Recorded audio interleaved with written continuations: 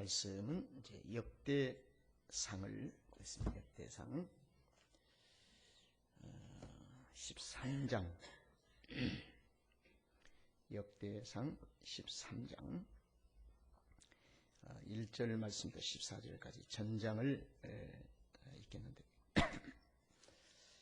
우리 한 절씩 교독하고 하겠습니다.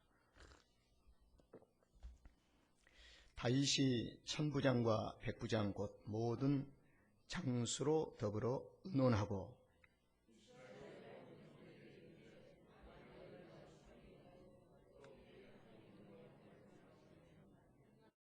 하나님의 계가 오베데돔의 집에서 그 권속과 함께 석 달을 있으니라. 여호와께서 오베데돔의 집과 그 모든 소유에 복을 내리셨더라. 아멘. 우리가 11월 한 달은 이 감사의 달로 지내면서 진정한 감사의 삶이 무엇인가, 그리고 왜 그리스도인은 감사의 삶이 되어야 하는가, 이런 부분에 대해서 좀 말씀을 드렸습니다.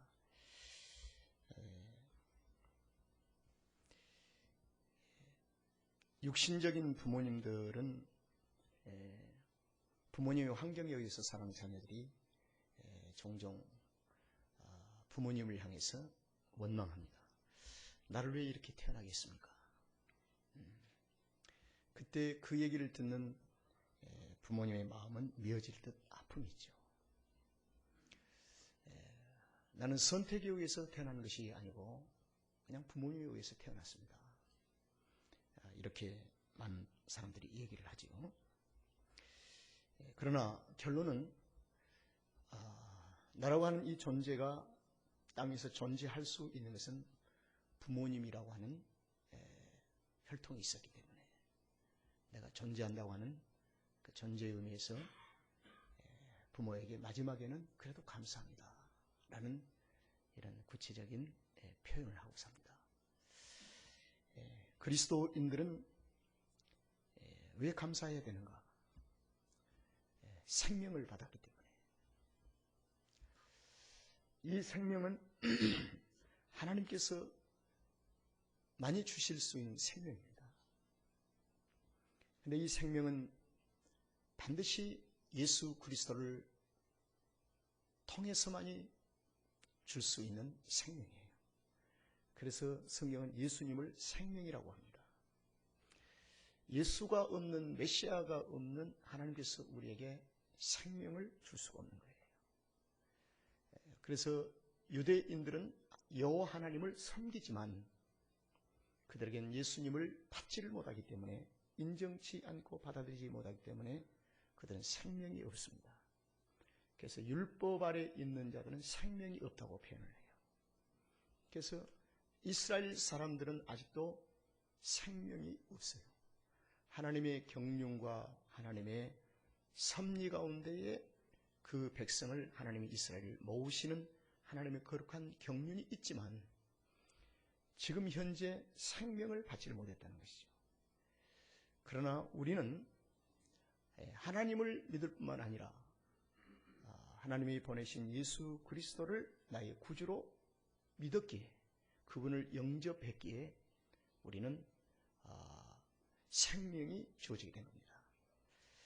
우리는 하나님을 알고 예수님을 아는 것이 아니에요. 예수님을 알므로 하나님을 알게 되었습니다. 하나님의 은혜가 우리 안에 다가왔다는 것은 그리스도 영이, 성령께서 우리 가운데 다가오셔서 우리의 마음을 감동시키시고 깨닫게 해주시고, 그리고 마음의 문을 열게 하시고, 그리고 예수님을 보게 하신 거예요. 그래서 우리가 그리스도의 영으로 말미암아 하나님을 알게 됐다는 거죠. 그러나 유대인들은 거꾸로 하나님을 알고 메시아를 기다리고 있습니다. 그런데 그들은 진정한 하나님의 본체와 본질에 대한 속성을 가까이 접근을 못하고 있다는 것이죠. 그래서 우리는 예수 생명이다. 예수님을 믿음으로 영접함으로 우리에게 생명이 주어졌다는 거죠. 생명. 그래서 감사하지요. 나의 존재가 예수님 때문에, 내가 살고 있는 것은 예수님 때문에, 내가 지금 살아가고 있는 것도 예수님 때문에, 그분이 우리 안에 생명 되신 주님이 계시기에 이렇게 땅 위에서 잘 살다가 우리의 생애를 마치는 그날에 우리의 영혼이 천국으로 다 무빙하게 됩니다. 옮겨가게 돼요. 그리고 성경에서는 약속하기를 무빙해서 가지만 종말론적인 하나님의 때가 온전히 이르렀을 때는 주님이 다시 이 땅에 재림하신 그날에는, 메시아가 재림하신 그날에는 우리가 영광스럽게 영과 육이 다시 부활해서 영원한 영생으로 천국으로 가는 것이 성경에서 우리에게 가르치고 있는 진리입니다. 그래서 우리는 그냥 감사하며 사는 거예요. 그저 감사의 조건 때문에 감사한 것이 아니라 생명을 얻었기에 그냥 감사한 것입니다. 그런데 이 땅에 사는 동안에 천국으로 우리를 불려가는 그날까지 이 땅의 삶을 나그네라, 순례자라고 얘기를 해요. 나그네 순례자는 본집이 있고 지나가는 길목의 모든 집들은 다 여관이라고 하는 것이죠. 우리의 이 땅에 있는 모든 건물들은 순례자의 나그네 사람들이 가다가 잠시 머무는 곳이에요. 그러나 영원히 바뀌지 않고 영원히 살 수 있는 것이 천국집입니다. 이제 그곳에서는 우리가 영원히 사는 것이죠. 거기는 바꿀 수도 없고 실증이 날 수도 없고 그저 기쁘고 감사하는 영원한 천국으로, 천국집으로 우리 안에 함께 계시는 예수님이 그 길로 지금 우리를 인도해 가 하신다. 여러분, 하룻밤을 자고 하룻밤을 일어나면 우리의 생명이 길어진 것이 아니라 단축이 되죠. 육신이죠. 뭐 그건 틀림없는 것이죠. 단축되지요. 단축되고, 그 말은 우리가 믿음의 길을 간다, 생명의 길을 간다니만 천국이 가까워진다는 거 아니겠어요? 그냥 가까이 가고 있는 거예요. 그런데 가는 동안에 이 땅에서 하나님의 도우심과 하나님의 손길에 의해서 축복을 받고 살자는 것이죠. 그게 또 하나님이 원하심이에요. 그래서 택한 백성들은 이 땅에서 내가 너와 함께함으로 누리며 축복의 삶을 누리며 살라고 하는. 그래서 오늘 이 오벳에돔이 받은 축복. 그러면 축복은 어떻게 받을 수 있는가? 우연히 받을 수 있는 것이 아닙니다. 그리고 우연히 받을 수가 없고, 두 번째로는 내 육신대로 계획하고 육신대로 결정한 것에 의해서 하나님 복을 주시질 않아요.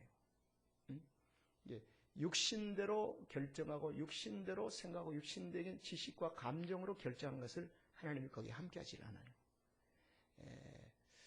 근데 육신대로 생각하고 결정하는 것이 하나님의 뜻에 합당해야 돼요. 그래서 우리는 먼저 육신으로 결정한 것이 아니라 하나님의 뜻이 무엇인가 하는 스피리추얼한 영적인 것으로 하나님의 뜻을 찾고 결정을 한 후에 육신이 따라오도록 해야 합니다. 그래서 이 육신이 따라온다는 이 말은 육신을 따라가는 것이 아니라 영적인 삶의 생활에 육이 따라오는 것이죠. 그래서 육적인 삶을 통치하고 다스리고, 그래서 성령 충만하다는 것이죠. 그래서 성경에는 순례자의 길이 참 짧아요. 뭐 20년, 30년, 40년. 또 연세가 많으신 분들은, 저도 뭐 이제 많은 편은 아니지만은 뭐 길어야 뭐 이제 20년, 30년, 뭐 금방 코탁 가잖아요. 저도 미국 온 지 지금 32년인데 코탁 가버리잖아요. 이제 가야 할 날이 사실은 뭐 가까워지고 있는 건 사실은 누구도 부인할 수 없는 거예요. 그런데 이 땅에 사는 동안 하루를 살더라도 하나님이 주신 축복을 누리며 살지 않겠습니까? 그게 성경의 약속이에요. 그래서 오벳에돔이 받은 축복. 그래서 성경은 끊임없이 축복을 받으라고 하는데, 내가 축복받는 원리를 알고 성경적인 지식을 알아야 사랑하는 자녀들에게 가족들에게, 이웃에게 축복의 원리를 가르칠 수 있지 않겠습니까? 그래서 그게 축복의 계승이 된다는 것이죠. 그 과정이 참 힘들었는데 어느 날 부모님이 믿음으로 축복을 받고 나니까 자녀들 댁에 가서는 계속 축복이 계승이 되는 거죠, 이제. 그게 뭐 그 사람 인복이 있어서 그런 게 아니라 하나님이 기뻐하시는 축복의 법칙이 적용돼서 그런 겁니다. 그러니까 하나님이 원하시는 축복, 하나님께서 주시고자 하는 이 축복을 받는 이 축복의 법칙이 자신에 적용되어서 자신의 삶을 누리고 축복을 누리고 또 그 법칙이 자녀들이 보고 저렇게 살구나. 그리고 또 부모님들 자꾸 얘기하고 그래서 그 축복의 법칙이 자녀들에게 계승이 돼서 축복이 그 가정에 이루어가는 것이죠. 그래서 성경에는 이 축복에 받는 법칙이 있어요. 그래서 오늘 오벳 에돔이 받은 축복이 어떻게 해서 받게 됐는지를 말씀 좀 드리려고 해요. 여러분, 이스라엘의 역사 속에는 120년의 이 역사가 매우 중요합니다. 1000년의 역사 중에서도 소중한 게 뭐냐면 120년의 역사. 그게 뭐냐면 통일 왕국이라고 그래요. 사울 왕 40년 통치. 그 다음에 다윗 왕이 40년을 통치하고 솔로몬 왕이 40년을 통치하고 그래서 도합 120년의 통일 왕국의 역사가 이스라엘 역사에 아주 중요해요. 그래서 그들은 이스라엘은 지금도 솔로몬의 40년의 통치적인 왕국을 사모하는 것이 아니라 다윗 왕국을 사모해요. 다윗과 같은 통치권을 가진 지도자가 이스라엘 속에 나오기를 기다리는데 바로 그걸 메시아라고 합니다. 그들이 메시아를 기다리고 있는 거예요. 그런데 사울 왕이 초대 왕이었습니다. 그때 이 사울 왕은 하나님의 법궤는 어디서 만들어졌냐면 하나님이 이스라엘 백성들 가운데 함께 계신다. 이것을 눈으로 만지고 볼 수 있도록 하기 위해서 어디서 처음 만들어졌냐면 시내산에서 애굽을 출애굽한 이 백성들이 시내산 앞에서 하나님으로부터 명령을 받아서 만든 성막이 있습니다. 그때 성막의 중심을 이루고 있는 것이 하나님이 임재해 계신 두 그룹 사이에 천사들이 지키고 보호하는 소위 아카시아 나무의 금으로 베껴서 그 안에 하나님의 임재하심을 상징하는 두 돌비와 아론의 쌍난 지팡이, 하나님이 자신이 그 가운데 임재하심으로 그때 이 백성들은 성막을 중심으로 해서 그들은 백성들이 살아가는 법칙을 배우게 돼요. 무슨 중심으로요? 성막을 중심으로. 이게 이스라엘 역사에 아주 중요합니다. 그래서 성막 중심으로 백성들이 동서남북의 삶의 터전을 마련하고 먹고 자고 하는 삶을 살게 된 겁니다. 그래서 하나님께서 구름기둥, 불기둥이 베냐민 지파 위에 떠오른 것이 아니라 사실은 구름기둥, 불기둥이 어디서부터 피어오르게 됐냐면은 성막으로부터 피어오르게 된 겁니다. 그러니까 여호와 하나님으로부터 구름기둥, 불기둥이 피어올라서 이스라엘 백성 전체를 덮었어요. 그래서 광야의 40년을 이렇게 지나가게 되는 거죠. 어려운 가운데서도 무사히 지나가게 되는 거예요. 그런데 이스라엘 백성들이 성막 중심에 대한 삶으로 하나님의 인도하심을 받는 교육을 받고 왔는데 가나안에 들어와서 사울 왕이 이스라엘을 통일을 했습니다. 그래서 통일의 왕국의 왕이 됐어요. 그런데 이 사울이 그때부터 하나님 중심에 대한 삶이 자꾸 멀어집니다. 그러니까 나중에 보니까 사울이 하나님의 법궤가 어디에 누구 집에 있는지를 알지 못하는 거예요. 그러니까 하나님 중심에서 하나님을 모시고 살고자 하는 마음이 멀어졌다는 것입니다. 그때 이 사울은 어떠한 삶이 되어지냐면은 가족끼리 싸우고 공격받고 전쟁터에 나가면 패하고 실패하고 정말 악신이 들린 사람처럼 행동을 합니다. 사울이. 그러니 온통 이스라엘이 그냥 풍지박산이 되는 거예요. 그리고 나머지 이 사울이 어디서 죽냐면 블레셋과 싸우다 길보아산 전투에서 창에 찔려서 마지막 비참하게 죽어요. 그 인생이 사울왕의 끝이었습니다. 이게 법궤가 어디에 있는지도 모르고 하나님 중심에 대한 삶에 관심도 없어요. 자기가 원하는 대로 하나님을 끌어가려고 그래요. 그래서 사울도 제사가 있었습니다. 제사가 있는데 자기 중심적인 제사를 드리는 거예요. 하나님 중심적으로 제사를 드려요. 그래서 오늘날 이 시대의 가장 큰 문제가 뭐냐면 예배당에 와서 성도들이 모인 공동체에 와서 하나님 앞에 예배를 드리는 삶보다도 TV 앞에서 자기 육신적으로 발 펴놓고 소파에서 예배 드린다고 TV에서 나오는 설교 듣고 하는 거, 이건 사울이 걸어가는 자기 중심적인 예배입니다. 무서운 거죠, 이게요. 그러니까 자기 희생이 있어야 돼요. 내가 희생하고 하나님 앞에 제물을 가지고 와서 드리고, 그리고 하나님 앞에 헌신하며 살아가는 삶.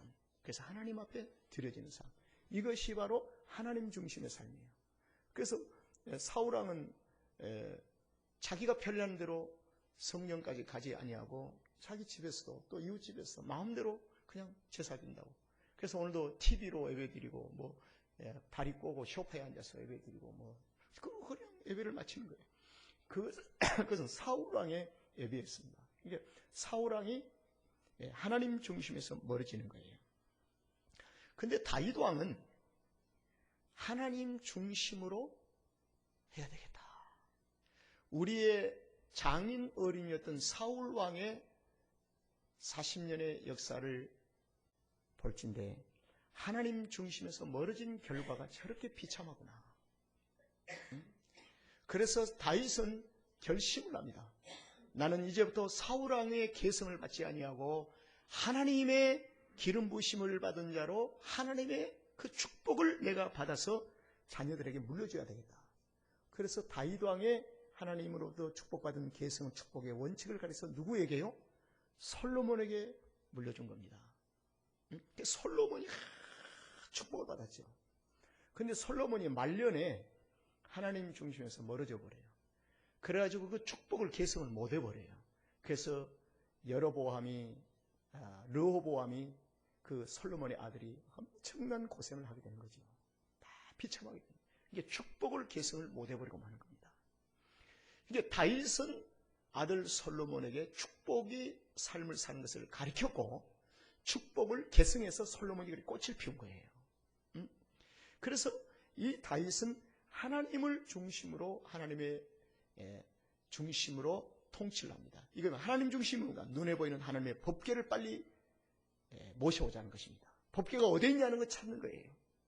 이것이 오늘 13장 3절에 있습니다. 우리 한번 13장 3절을 한번 띄워주시는 영상을 한번 보시기 바랍니다.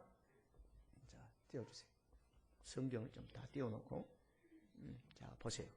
자, 우리 다 같이 시작. 우리가 우리 하나님의 궤를 옮겨오자.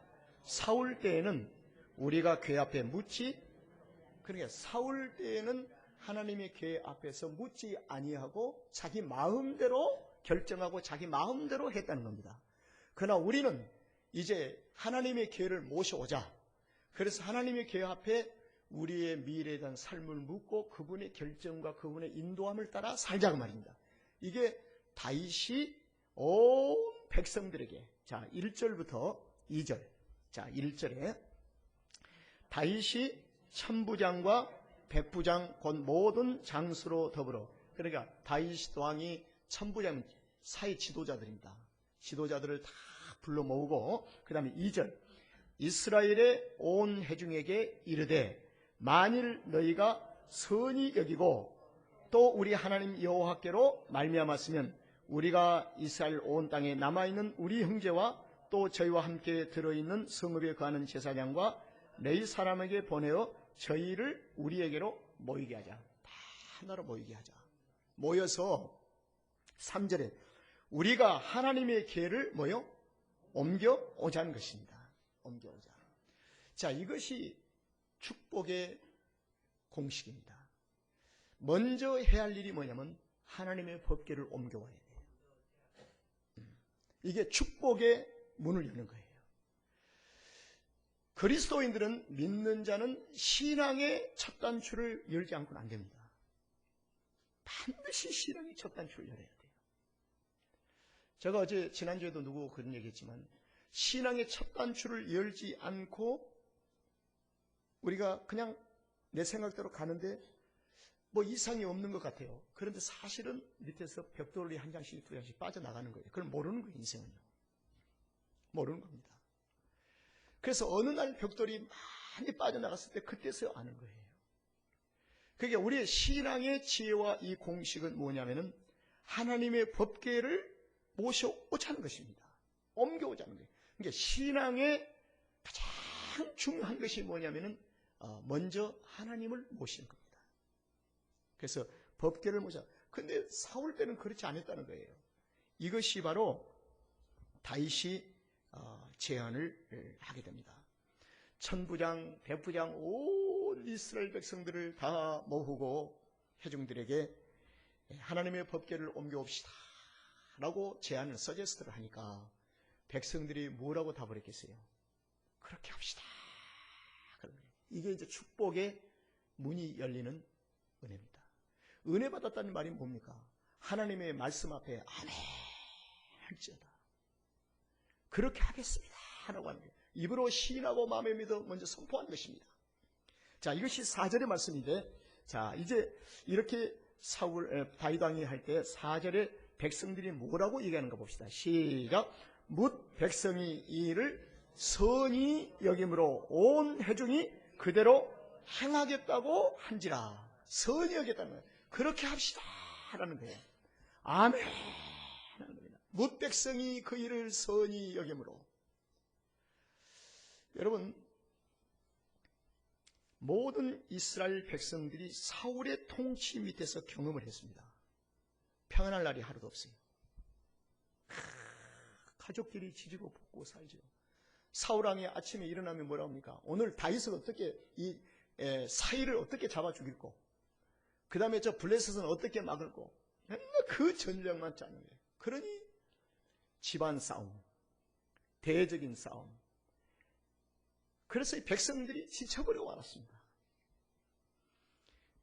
우리 이 이스라엘이 많은 블레셋으로부터 공격을 받고 농사를 지어서 다 추수할 곡식을 곡식가마에 넣고 타자면서 곡식가마에 타작을 넣어서 가져올 때 중간에 길거리에서 그 곡식가마를 뺏겨버려요. 다 뺏겨요. 그래서 그 고대사의 이스라엘 역사 속에 이 시대의 가장 중요한 타작 타임이 있습니다. 저녁에 있어요. 저녁에.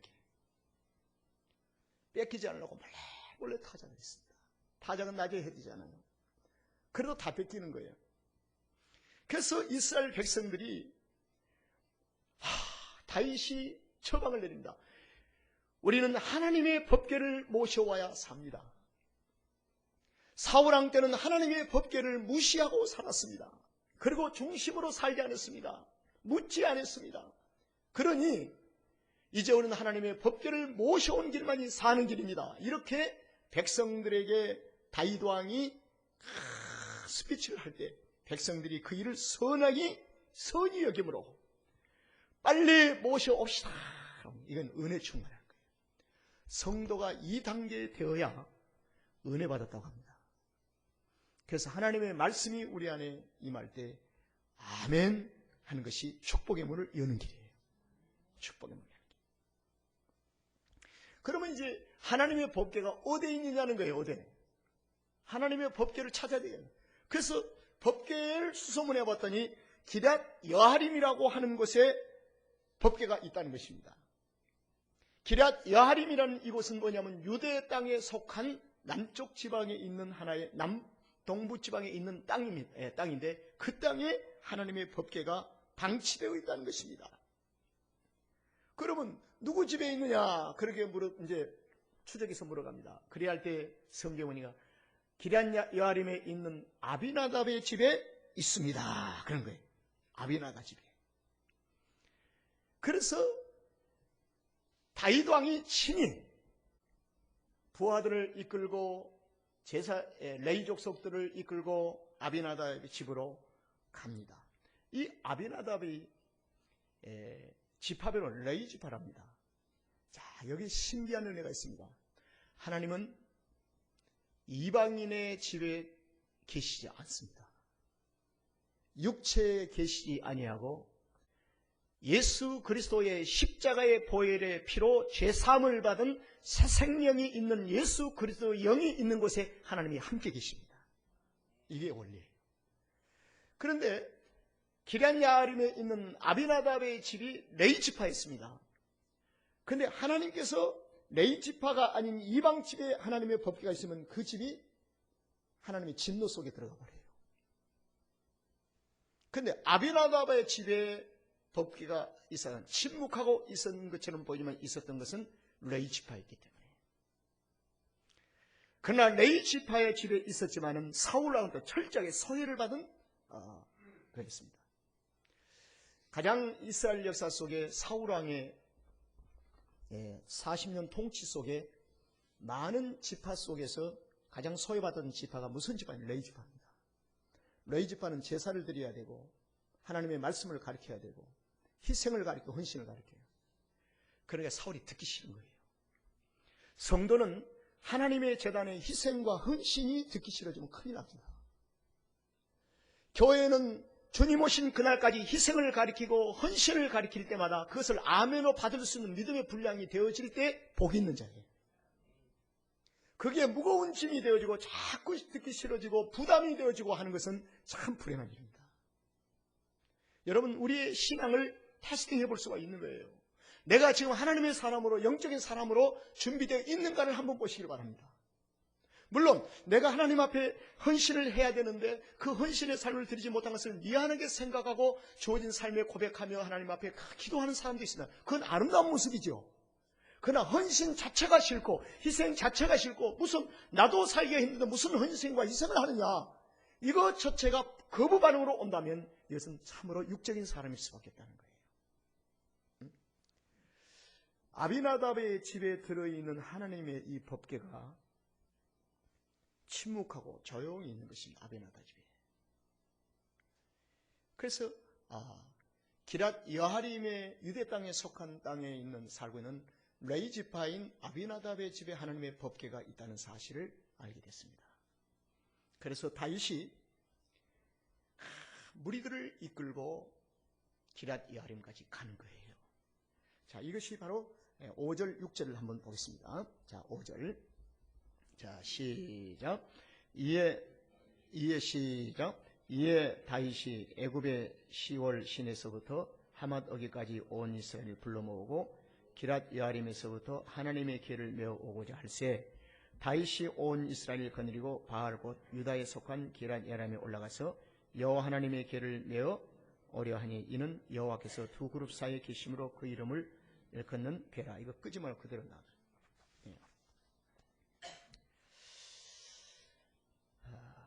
기럇 여아림에 올라가서 두 그룹 사이에 계신 이름으로 일컫는 하나님의 괴가 있습니다.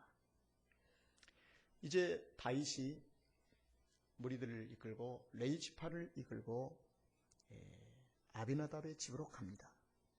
자, 7절에 보겠습니다. 자, 시작. 하나님의 괴를 새 수레에 싣고 아비나답의 집에서 나오는데 우사와 아이호는 수레를 몰며.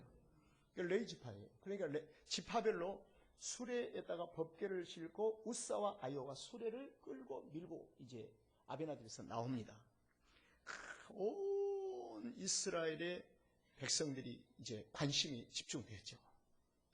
그때 다윗은 너무너무 기뻐서 감사해서. 여러분, 그리스도인은 하나님 중심으로 우리의 삶이 이동되어질 때 세상이 줄 수 없는 기쁨과 감사가 참 피어오릅니다. 참 신기한 게요, 나는 늘 이것을 종종 얘기하는데 어떻게 교회는 신비한 은혜 공동체인데 헌금을 하고 기뻐할까? 참난 그게 신비해요. 그게 하나님 은혜지 않습니까? 어떻게 소득의 11조를 하고 또 하나님 앞에 선교 헌금을 하고 헌금을 교회에다 바치고 나서 그렇게 기뻐할 수가 있어요. 사람이 돈을 받으면서 기뻐해야 되는데 주면서 하나님께 바치면서 기뻐하는 것이 교회에 주신 특별한 은혜가 아니겠습니까?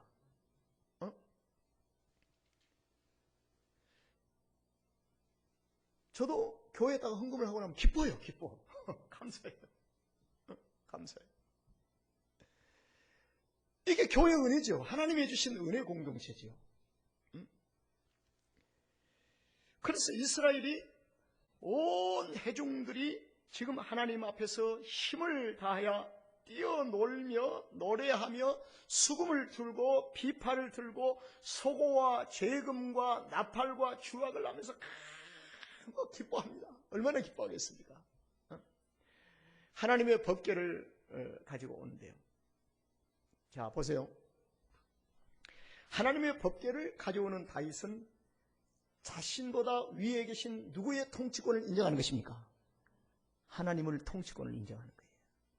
그래서 하나님을 왕으로 모셔드린 거죠. 그런데 사울은 법궤를 소유해버리고 무관심했던 것은 자기가 최고의 통치권이야. 왕으로서 자기 위에를 안 두려고 하는 겁니다. 이 영적인 오류를 범한 거죠. 그래서 교회의 역사는 누구도 교회의 주인이 아니에요. 교회의 머리는 누구예요? 예수 그리스도시죠. 왕 대신 예수가 교회의 주인이시다고 말입니다. 그래서 오늘날 이 땅에 교회가 주인 노릇하려고 하는 성도, 주인 노릇하는 목사가 있다고 한다면 이것은 심각한 문제죠. 사울왕과 다를 바가 전혀 없는 거죠. 그래서 이 다윗이 앞에서 왕이 막 뛰놀며 춤을 춥니다. 이 말은 하나님을 왕으로 모시는 삶이죠. 그런데 이제 10절에 9절 말씀입니다. 9절 말씀에 자 시작. 기돈의 타작마당에 일어서는 소들이 뛰므로 우사오가 손을 펴서 궤를 붙들었다.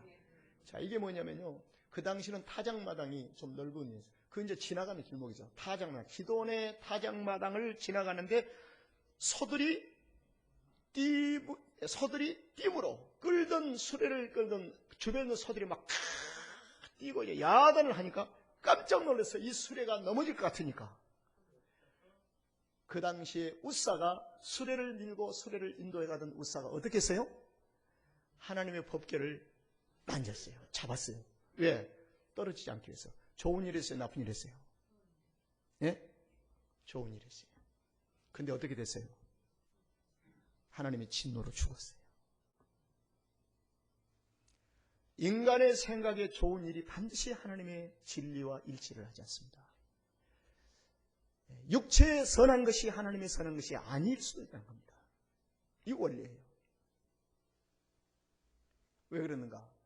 법궤는 우사와 아요가 만질 수 있어요, 없어요? 못 만집니다. 큰일 나버려요. 그래서 법궤를 드는 자가 있고 물뚜껑을 나르는 자가 있고 성막 밖에서 문지게 하는 자가 있고 그래서 교회는 자기가 목사로 행세를 해서는 안 돼요. 장로 행세도 안 돼요. 목사는 목사의 직분을 지켜야 되고 장로는 장로의 직분을 잘 지켜야 되고 집사는 집사의 직분을 잘 지켜야 되고 성가대 지휘자는 성가대 지휘자의 직분을 잘 지켜야 돼요. 하나님이 갖게 준 지체를 잘 사명을 감당해야 돼요. 예, 저 목사 죄를 쓰면 이래요. 큰일 나버려요. 아, 장로가 왜 저러는가 말이에요. 그 말을 안 들었어도 안 되겠지만은 그러는 것을 얘기해서도 안 돼요. 하나님이 주신 지체. 그래서 교회는 교회 역사 속에 이건 꼭 알아둘 게 뭐냐면 교회를 부정적으로 늘 교회 시험 들어서 교회를 공격하고 목사 공격하고 교인들 공격한 사람들 가면 절대로 안 됩니다. 이건 정말 조심해야 돼요. 조심해야 돼요. 생명처럼 여겨야 돼요. 교회가 왜 분규가 없겠어요? 분규가 많죠. 저는 석찬옥 권사님이 광주에서 교회 분규가 다니던 교회가 분규가 났어요.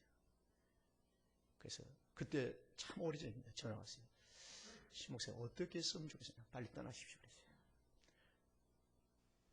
분규에 절대로 있어 떠나시라고 했어요. 그래서 서울로 안양으로 이사 갔어요. 안양에도 또 분규가 났어요. 엄청나게 분규가 났어요. 싸우고 볶고 하는데 거기에 머리띠를 막 줄고 날아요. 떠나십시오. 분규에 절대로 당사자가 돼서는 안 돼요. 분교의 당사자는 뭡니까? 공격하지요. 이 사람 어떠니? 목사님 어떠니? 집사님 어떠니? 막 입술을 달고 살아요. 우사는 법궤를 만져서 안 됩니다. 말을 해서는 안 돼요. 법궤 만져서 죽었어요. 바로. 이것을 가리킨 겁니다. 하나님께서 다윗에게 바로 가리키는 거예요. 이 사건을 보고 다윗이 훗날에 스스로 제사를 드려요, 안 드려요? 못 드려요. 절대로 못 드려요. 다윗은 왕이면서도 제사를 못 드립니다. 반드시 제사장을 데려와서 제사를 드리는 거예요. 그때 교훈을 삼아서 법칙을 생명처럼 받아들인 겁니다. 이것이 우리의 신앙생활의 축복을 누리고 받을 수 있는 법칙이에요. 아무나 축복받는 게 아니에요. 다. 그래서 성경을 열심히 공부하라고 말입니다. 열심히 공부하고 말씀 읽고 해서 하나님의 말씀이 어떤가 하는 것을 우리가 배워야 한다는 겁니다. 자, 이제 뭐 다 볼 수 없습니다. 자, 10절을 보겠습니다. 10절 시작. 우사가 손을 펴서 궤를 붙들음을 인하여 여호와께서 진노하사 치심에 우사가 거기 하나님 앞에서 죽으니라. 그 다음에 11절을 시작. 여호와께서 우사를 충돌하심으로 다윗이 분하여 그곳을 베레스 우사라 칭하니 그 이름이 오늘까지 있느냐. 12절에 그날에 다윗이 하나님을 어떻게 해요? 가로되 내가 어찌 하나님의 궤를 내가 있는 다윗성으로 모셔올 수 있겠습니까? 감히 어떻게 모셔올 수 있겠습니까? 그래서 제가 늘 이런 얘기를 합니다. 자, 우리가 하나님의 사랑에 힘입고 삽니다. 동의하시면 아멘? 하나님의 사랑을 입고 살고 있습니다. 하나님의 은혜가 있습니다. 그러면서도 꼭 잊지 말아야 할 한 부분에 중요한 게 있어요. 하나님을 두려운 마음으로 섬기게 합니다. 하나님 사랑의 하나님이라고 내가 멋대로 살아도 다 하나님 봐줄 거라 생각하면 안 됩니다. 두려운 하나님도 모시고 살아야 돼요. 하나님 참 두렵다. 이게 다윗의 영성이었습니다. 하나님의 사랑을 입은 자로 하나님 앞에 입은 자로 살지만은 은혜로 입은 자로 살지만은 하나님을 두려워하는 마음. 어찌하여 이 거룩한 이 법궤를 이 다윗성에 내가 준비도 덜하고 모셔오겠습니까? 안 됩니다, 지금은. 그래서 우리가 이 성찬식 할 때 죄를 회개하지 않고 성찬식을 참여하면 죄를 먹고 마시는 것이라. 이것은 다윗이 하나님 앞에 철저한 회개의 삶을 준비하는 삶의 과정이었습니다. 중요하죠. 그래서 다윗이 하나님을 두려워 가로되 지금은 내가 어찌 하나님의 궤를 내 있는 곳으로 모셔오게 하겠습니까? 지금 안 됩니다. 이렇게 해서 궤를 옮겨서 13절에 시작. 궤를 옮겨 다윗성 자기에게 메어 드리지 못하고 치우쳐 누구요? 가드 사람 누구요? 오벳 에돔의 집으로 메어 갔습니다. 누구의 집이에요? 오벳 에돔의 집으로 갔습니다. 다윗성에 들어오기 전에 오벳 에돔의 집에. 그래서 그 오벳 에돔의 집에 하나님의 법궤가 들어가서 머무른 기간이 석 달 동안, 3개월 동안 오벳 에돔의 법궤가 있었어요. 그때 다윗은 뭐 했겠는가? 다윗성 안에서 준비하고 오벳 에돔의 집에 들어간 이 법궤가 잘 있는지 늘 사모하면서 오벳 에돔의 집이 하나님의 평화가 넘쳐나고 하나님의 축복이 넘쳐나고 하는 것을 막 듣습니다. 그래서 빨리 하나님의 법궤를 다윗성으로 모셔오자 하는 것이 다윗의 사모함이었습니다. 그래서 3개월 동안 오벳 에돔의 집에 하나님의 법궤가 들어가 있었습니다. 자, 이제는 떠납니다. 법궤가. 그런데 오벳 에돔의 집이 어떤 일이 일어났습니까? 자, 마지막 요절입니다. 14절 시작. 하나님의 궤가 오벳 에돔의 집에서 그 권속과 함께 석 달을 있느니라. 여호와께서 오벳 에돔의 집과 그 모든 소유에 어떻게 해요? 복을 내리셨더라. 그 권속들과 집과 모든 소유에 복을 내리시더라. 3개월 동안 하나님의 법궤가 있습니다. 자, 여러분, 저와 여러분이 이 땅 위에서 순례자의 길을 가면서 우리는 복을 누리며 살 수 있습니다. 하나님의 주신 축복인 줄로 믿습니다. 그럼 중요한 게 있습니다. 하나님 중심으로. 하나님 중심으로 우리가 결정하고 하나님 중심으로 생각하고 하나님의 중심으로 우리가 삶을 들여질 때 하나님은 우리의 가정에 소유에게 복을 주시고 우리의 모든 집에 복을 주신다는 것입니다. 여러분, 지금까지는 어떻게 살아왔는지 모르겠습니다. 내가 결정하고 하나님 이렇게 해주십시오라고 하나님을 끌고 가신 신앙인지 모르지만 그것은 안 됩니다. 하나님이 결정해 주신 대로 하나님의 선하신 뜻을 찾고 우리의 삶이 주님을 따라갈 때 하나님 중심의 삶이 되는 것입니다. 그럴 때 하나님께서는 복을 주신다는 거예요. 여러분, 오벳에돔만 복받고 살겠습니까? 우리도 복받고 살아야 됩니다. 그래서 하나님 중심으로 하나님의 법궤가 우리의 삶의 생활의 중심이 되어야 할 줄로 믿습니다.